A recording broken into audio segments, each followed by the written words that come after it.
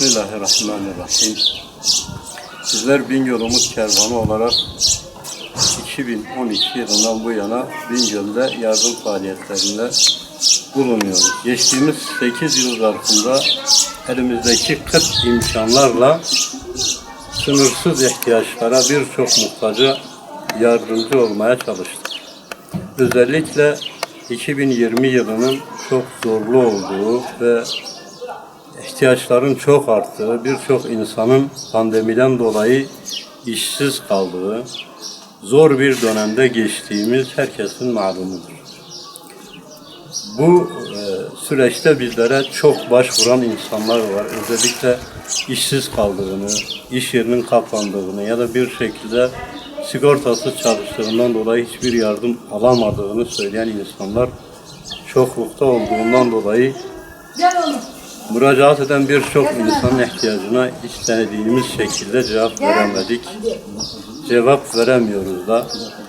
Elimizdeki imkanların kıtlığından dolayı herkesin ihtiyacına cevap veremiyoruz. Gerçekten zor bir iptiladan, zor bir imtihandan, zor bir musibetle mücadeleden geçiyoruz.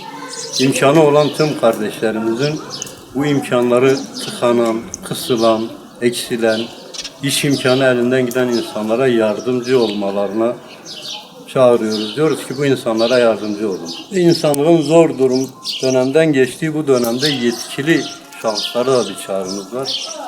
Yardımlar olsun, istihdamlar noktasında olsun, muhtaç olan insanlara yardımcı olun ki bu zor dönemde, bu sıkıntılı dönemde insanlarımız fazla sıkıntı, fazla zorluk çekmesin. Unutmayalım ki yokluk da, varlık da bir imtihan vesilesidir, bir imtihandır. Hepimiz bir şekilde imtihan olunuyoruz. Kimimiz elimizdeki bol ve geniş imkanlarla, kimimiz de olmayan kıt imkanlarımızla imtihan olunuyoruz.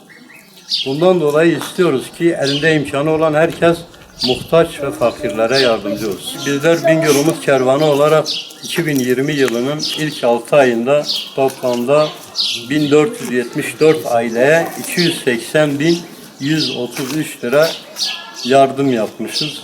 Tabii bu bütün herkese yardım ettik anlamında değildir. Bu imkanlarımız dahilinde yapabildiklerimizdir.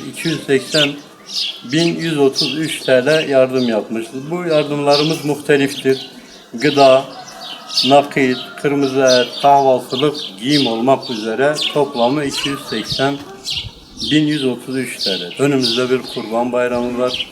Bu Kurban Bayramı'nda Bingöl Umut Kervanı olarak bizler gene kurban kesimine devam edeceğiz. Bu konuda kurban bedeli 1000 TL'dir. Benim herkese çağrım, kurban kesen herkes lütfen bu bayram kim muhtaçsa ona verir. Kim mağdur duruma düşmüşse bu kurban bayramında etlerinizi onlara verin. Onlar da hiç olmazsa bayram yapsınlar. Allah razı olsun.